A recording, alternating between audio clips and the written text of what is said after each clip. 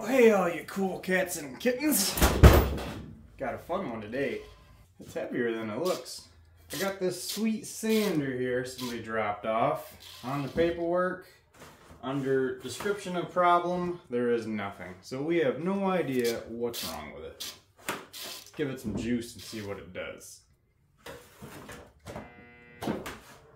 I don't know if you can hear that, but it just hums.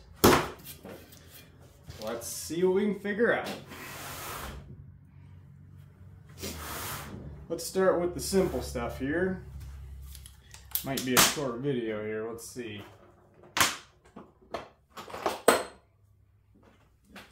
First thing with this stuff, anything woodworking or even metalworking, you want to look at the switch, because a lot of times you just build up sawdust under stuff.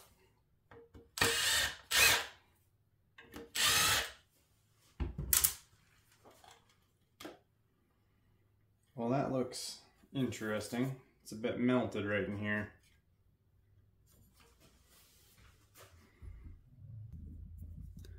Well, me and my unfocusable camera, right there on this neutral wire, got a big old spot just melted out. So let's fix that.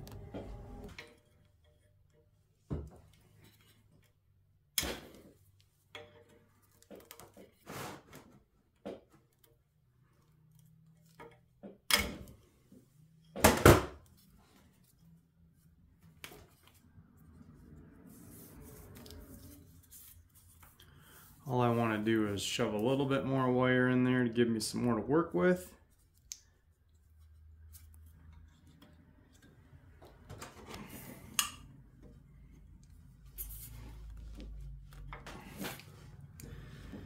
I know, I might have been in the way for a lot of that, but if I was see-through, I'd be too busy haunting people to be working on this. Probably one of you guys.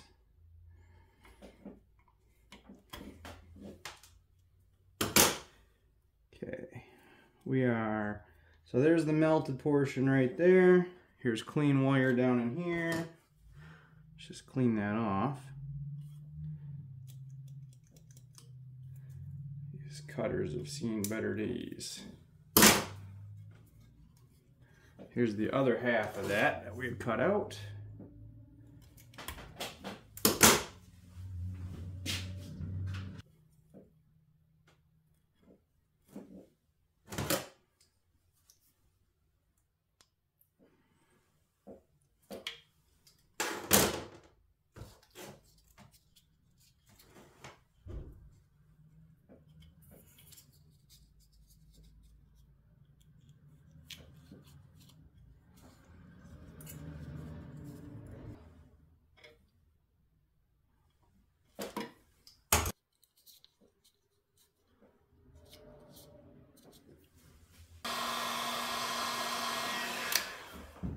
Okay, now this one being a little melted, it's not in the way and it's not going to touch anything. It just happened to be what was touching up against this wire that melted out.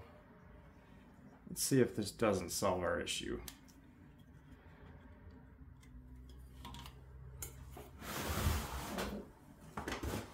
Plug it back in. Oh.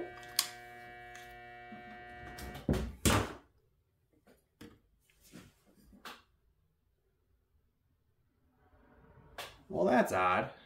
No matter what I do with this switch, it still just sits here and hums. As soon as I plug it in,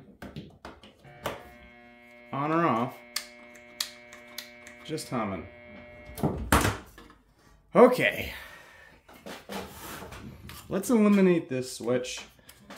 Sometimes what happens with these switches is you'll get a lot of sawdust and stuff inside of them, and the contacts will make contact but not quite enough. So let's just bypass this in general. Here's my random box of wires. I got all kinds of different connections. This is the one I want right here. We're just gonna bypass the switch, just make a direct connection. Okay, now we want to make sure nothing metal touches. That'll be all right. Plug her in. Same thing. Okay. Maybe this isn't going to be so easy. Not so lucky.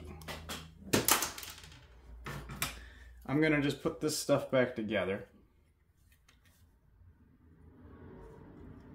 Because now I have connections cleaned up in here. I'm not worried about them anymore.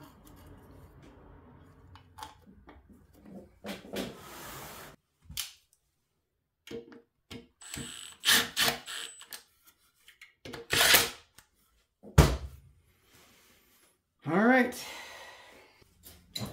if you guys weren't watching, that probably would have fixed it, but because of you, now I have to go deeper. First thing, well, before I take it all apart, let's check the start cap in it. That would be the next simplest thing to check. You got covers on yours that look like these. There's typically capacitors underneath them. These ones are kind of a pain to check because you can't just undo the wires. You have to actually cut your connections to check them. I'll show you a couple ways to check these. One of them is more right than the other, but the other one will give you an idea. So with capacitors, you have to at least undo one of the lines. If you leave it together like it is, it's going to read through the motor windings and you're going to get a really inaccurate reading. A lot of times they have like a spade terminal on them, you can pull them off. These ones you have to cut.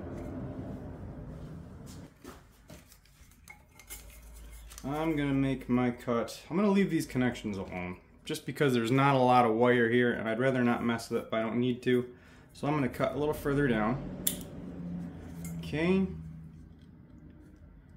Give me a little wire to work with. So the correct way to check these. This is going to be a pain. I'm going to cut them both.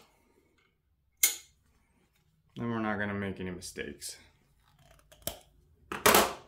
Okay. Correct way to check these is a capacitor meter. So you have your microfarads ratings here. If you can see those. And on the capacitor itself, it's going to give you some ratings. Here's your voltage, 125 volts. Here's your microfarads, 200 microfarads. The thing with start capacitors and run capacitors, you always want to discharge them. So touch the two sides together and that'll discharge them. If there's any electricity stored in these, I tell you what, they're like a little taser. You don't want to get into it. So do that. Take your meter. It's a little hard to do while I'm trying to record here. But you're going to connect your meter to one side and then connect the other side of the meter to the other one. You want to check your range. I'm in 2000. I should be able to go to 200. Yep. And I get 4. I should be reading 200 and I'm getting 4. So that right there may be our problem. Let's see if we got anything in my box of goodies here. I saved some out of motors we'll take apart. So I need a 200 at 125 volt. That's a 20. Might be slim picking. What do we got here? A 500. It's too big.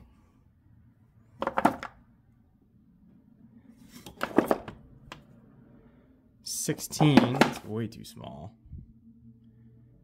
Well, let's see what we got for the new stuff.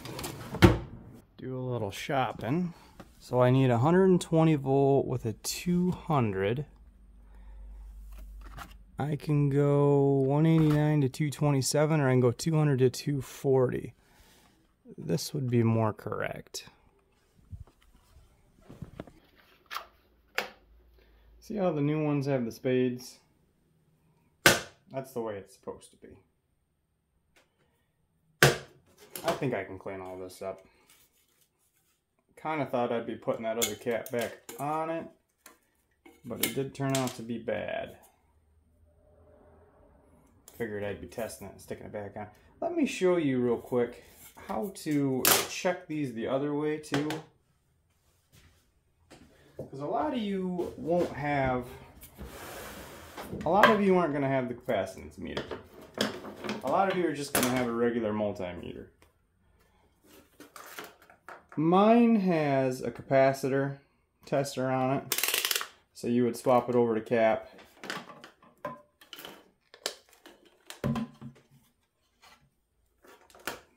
And you would just check it just like we did before.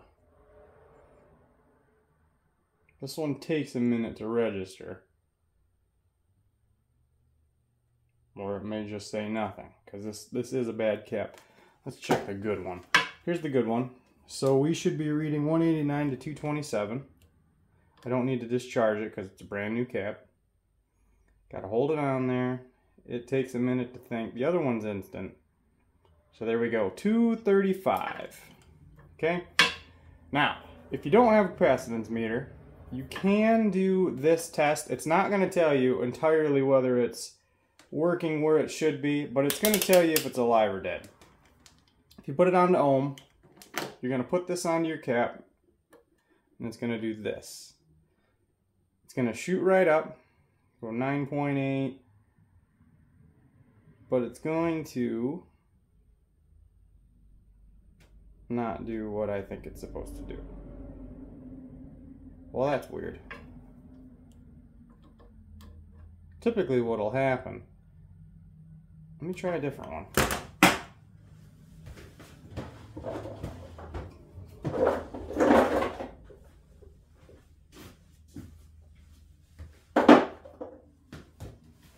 Here's a larger one.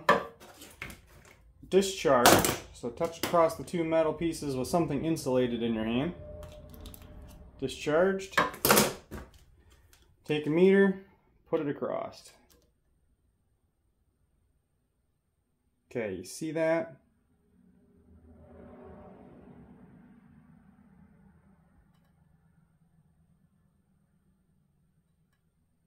Well, it did it for a minute.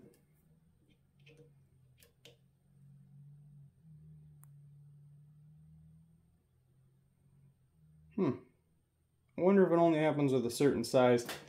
What'll usually happen is you'll get your resistance, but your resistance will start climbing. And it does change. We're at 12.86 mega ohm. It's not really climbing though. Usually it'll climb to overload.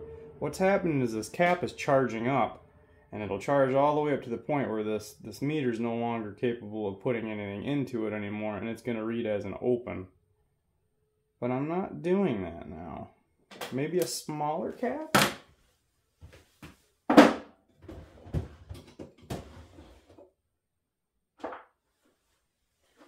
Here's a 5. They don't get much smaller than a 5. Discharge always.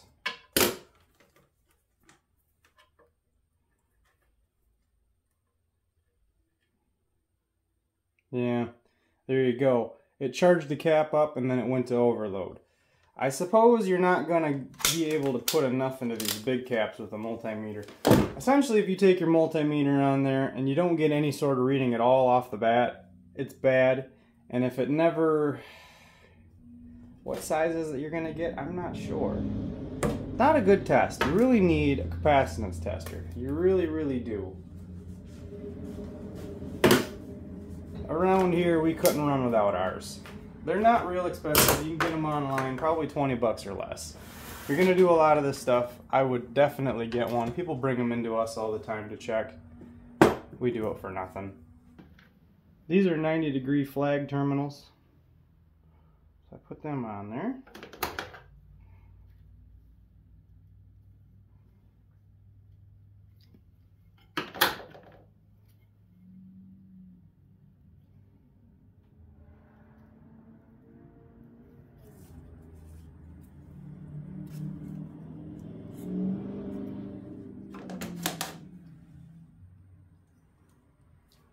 Okay, put your capacitor back in. Tight fit.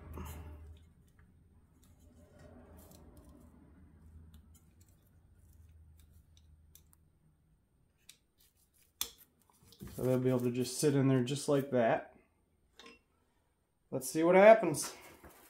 Probably gotta take right off and run now. Make sure it's off.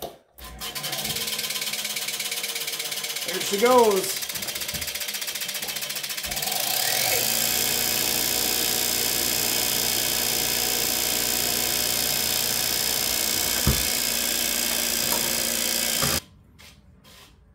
Okay, but we still have a problem. A lot of you probably already yelling at me for this. I don't know why I didn't even think of it, but you notice that it hummed no matter whether the switch was on or off. Yeah, this switch is just constantly making contact. It's not working. Watch.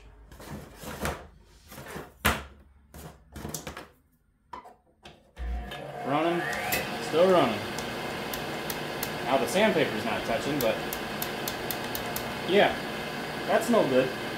Little Jimmy's gonna come out and use the sander.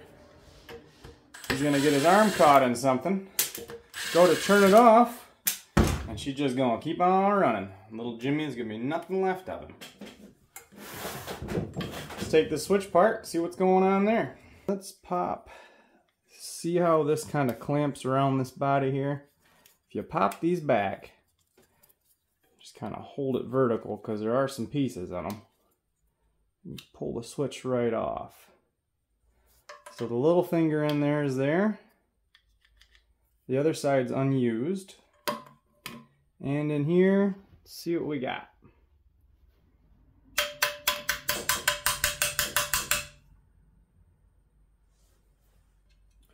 Well, there's your very arced up contact that I'm going to just go ahead and throw.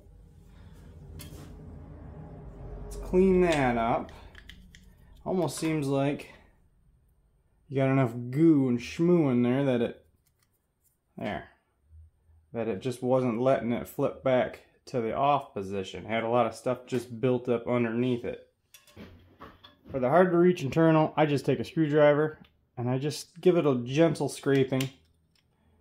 They're just silver contacts. They don't take a lot to clean up. Just kind of shine it up. For the one I can get, I like 1000 grit sandpaper. You just kind of drag it across.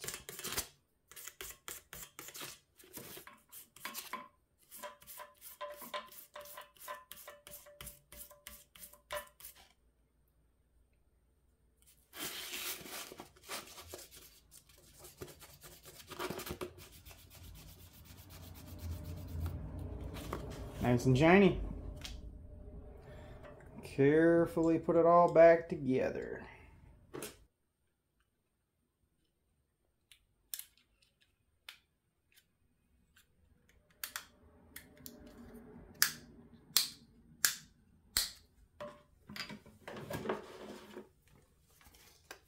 Let's take our multimeter, set it to continuity, give her the beep.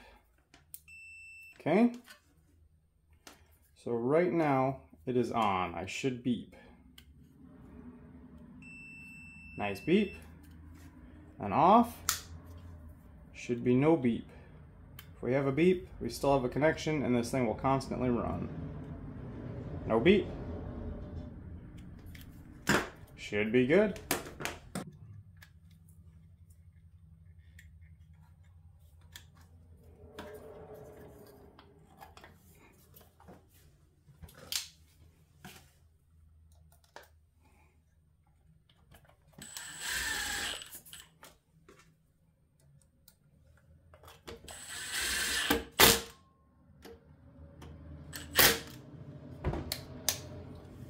See what happens.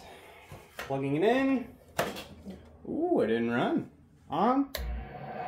Off. Look at that. Good as new.